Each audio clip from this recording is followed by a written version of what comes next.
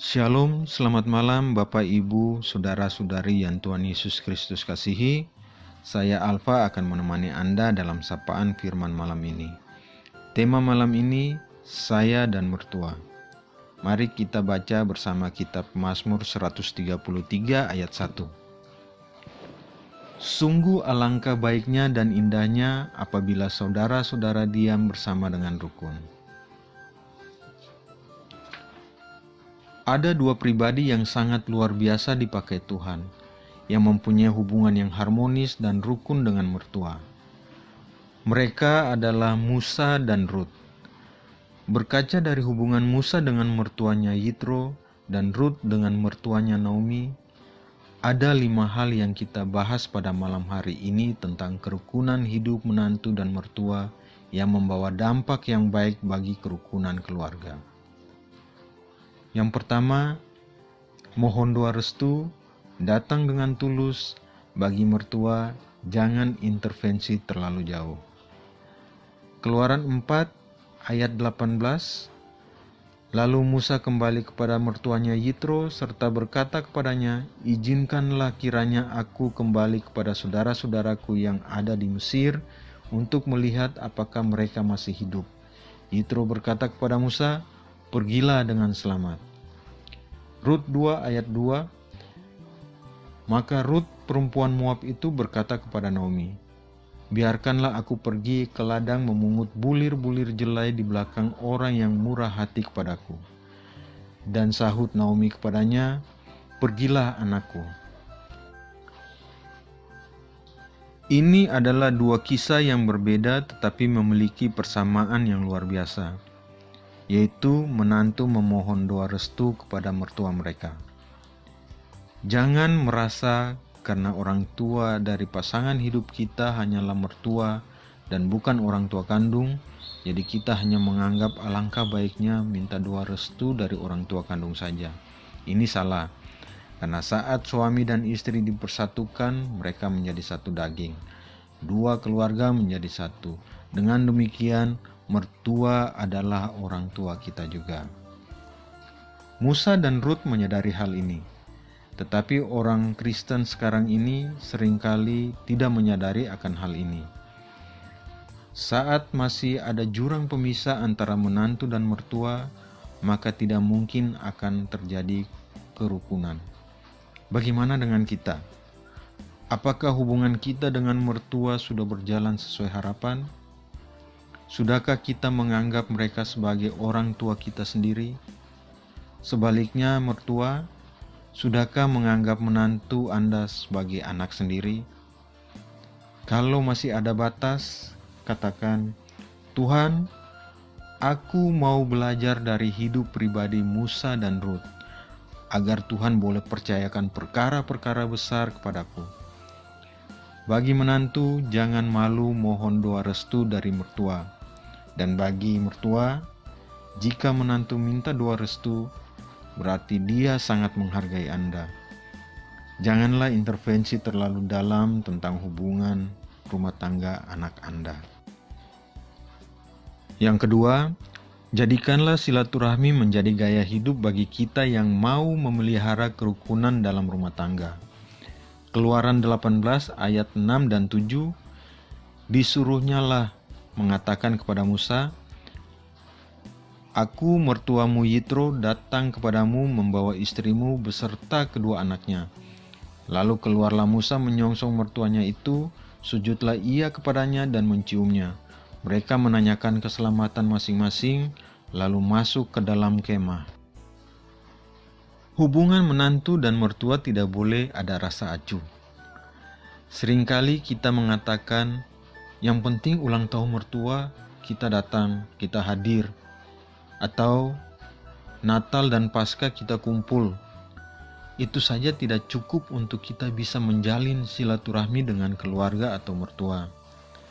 Tetapi adakanlah pertemuan dan pendekatan yang datang dari hati yang tulus dan rutin, yang menjadi suatu kebiasaan yang menyenangkan, karena saat kita silaturahmi dengan keluarga atau mertua, ini mencegah konflik yang semakin besar. Seringkali timbul masalah dan salah persepsi itu karena tidak pernah ada silaturahmi. Hanya dengan memelihara silaturahmi, tidak ada mispersepsi antara menantu dengan mertua, dan setiap masalah yang dihadapi dalam keluarga niscaya akan bisa diselesaikan. Yitro dikatakan datang kepada Musa dan sebaliknya, begitupun Ruth dan Naomi. Ini yang membuat silaturahmi itu tetap terjalin dengan baik. Bagaimana dengan kita? Kalau kita mau jujur, kapan kita terakhir mengunjungi mertua kita? Bagi mertua, kapan terakhir datang melihat anak cucu kita dan bertemu dengan menantu kita? Kalau kita berkata, saya terlalu sibuk, apalagi dengan alasan pelayanan, itu sangat tidak berkenan di hadapan Tuhan. Marilah pelihara silaturahmi. Yang ketiga, masalah menantu adalah masalah mertua. Masalah mertua adalah masalah menantu. Keluaran 18 ayat 17-19 dan dilanjutkan dengan ayatnya yang ke-24. Tetapi mertua Musa menjawab, "Tidak baik seperti yang kau lakukan itu. Engkau akan menjadi sangat lelah, baik engkau, baik bangsa yang beserta engkau ini. Sebab pekerjaan ini terlalu berat bagimu, takkan sanggup engkau melakukannya seorang diri saja. Jadi sekarang dengarkanlah perkataanku, aku akan memberi nasihat kepadamu dan Allah akan menyertai engkau. Adapun engkau, wakililah bangsa itu di hadapan Allah, dan kau hadapkanlah perkara-perkara mereka kepada Allah." Ayat yang ke-24, Musa mendengarkan perkataan mertuanya itu, dan dilakukannya lah segala yang dikatakannya. Bukan hanya sekedar tahu masalah yang sedang dihadapi oleh menantu atau mertua, tapi pikirkanlah solusi yang terbaik dan berikanlah nasihat yang baik untuk memecahkan masalah mereka. Jangan hanya bisa menyudutkan atau menyalahkan satu sama lain. Karena ini berbicara tentang keluarga yang rukun, berarti kita tidak bisa memilah-milah kehidupan kita sendiri-sendiri. Kita tidak pernah menjadi satu kesatuan yang luar biasa kalau tidak sehati. Iblis paling takut dengan orang-orang yang sehati. Pembuktinya kesatian, ketika kita mulai memikirkan masalah orang lain dan memberikan solusi yang terbaik sesuai dengan kehendak Tuhan. Bagaimana dengan kita hari ini? Jangan kita hanya bisa menggosip mertua atau menantu kita. Saat kita hanya menggosip dan mengata-ngatai, tidak akan terjadi perubahan dalam hidup kita.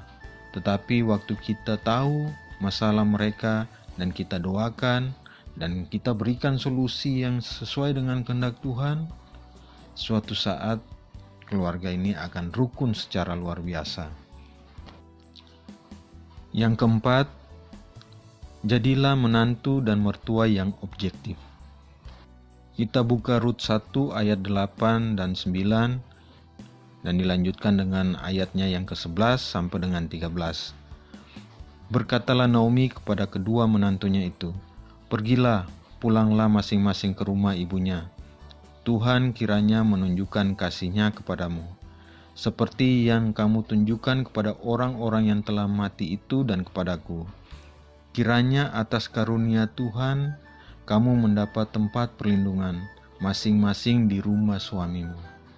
Lalu diciumnyalah mereka, tetapi mereka menangis dengan suara keras. Tetapi Naomi berkata, "Pulanglah, anak-anakku, mengapakah kamu turut dengan aku? Bukankah tidak akan ada lagi anak laki-laki yang kulahirkan untuk dijadikan suamimu nanti? Pulanglah, anak-anakku, pergilah, sebab sudah terlalu tua aku bersuami. Seandainya pikirku ada harapan bagiku, dan sekalipun malam ini aku bersuami, bahkan sekalipun aku masih melahirkan anak laki-laki, Masakan kamu menanti sampai mereka dewasa? Masakan karena itu kamu harus menahan diri dan tidak bersuami? Janganlah kiranya demikian, anak-anakku. Bukankah jauh lebih pahit yang aku alami daripada kamu? Sebab tangan Tuhan teracung terhadapku. Seorang Naomi adalah pribadi yang bijaksana. Dia katakan kepada menantunya, "Kembalilah kepada keluargamu," karena dia menyadari bahwa anak-anaknya telah meninggal. Dan dia tidak mau egois karena Rut dan Orpa harus melanjutkan kehidupan mereka sendiri dan mereka mempunyai keluarga yang secara langsung, walaupun dia adalah mertua yang juga adalah orang tua, tetapi tetap Rut dan Orpa juga punya orang tua kandung. Di sini kita melihat bagaimana relasi antara menantu dan mertua terjalin begitu baik. Bahkan Rut, menantu Naomi, pun enggan untuk meninggalkan dia. Seringkali dalam rumah tangga terjadi konflik karena ada dominan dalam satu sisi. Suami dominan kepada istri, istri dilarang bertemu dengan keluarganya, ataupun sebaliknya. Mertua ingin menguasai menantu, atau sebaliknya menantu bersikap egois terhadap mertua. Jika ini terjadi, tidak akan mungkin terjadi kerukunan dalam keluarga. Kita harus menjadi pribadi yang objektif, bukan pribadi yang menguasai, karena karakter daripada orang yang mengasihi adalah tidak menguasai dan tidak memonopoli saja. Yang kelima, atau yang terakhir, jadilah pribadi yang menjadi terang positif bagi menantu atau mertua kita. Berusahalah bersikap baik dan menyenangkan hati menantu atau mertua. Jangan bicarakan kekurangan dan kelemahan mereka kemana-mana. Jangan di-broadcast kekurangan mertua atau menantu kita. Kita tahu bahwa semua manusia mempunyai kelemahan. Tidak perlu menceritakan, tetapi kita doakan kekurangan dan kelemahan mereka dan mengharapkan mereka berubah menjadi lebih baik dan keluarga semakin diberkati Tuhan. Hai menantu, mari kita menjalin silaturahmi dan membina hubungan yang rukun dan harmonis dengan mertua kita dan mengasihi mereka dengan tulus. Jangan malu untuk katakan kepada mertua, "Saya sayang mama, saya sayang papa, kalian adalah pribadi yang terindah dalam kehidupanku." Tuhan Yesus memberkati. Amin. Mari kita berdoa. Terima kasih Tuhan Yesus yang baik, Engkau sungguh luar biasa, di mana kalau hari ini kami boleh belajar tentang rahasia dari Musa dan juga Rut yang memiliki hubungan yang sangat baik dengan mertuanya. Kami juga ingin memiliki hubungan yang baik dengan mertua dan menantu kami. Kami tahu di balik keluarga yang rukun ada berkat Tuhan yang sangat luar biasa. Terima kasih Tuhan yang baik, terpujilah Engkau, haleluya, amin.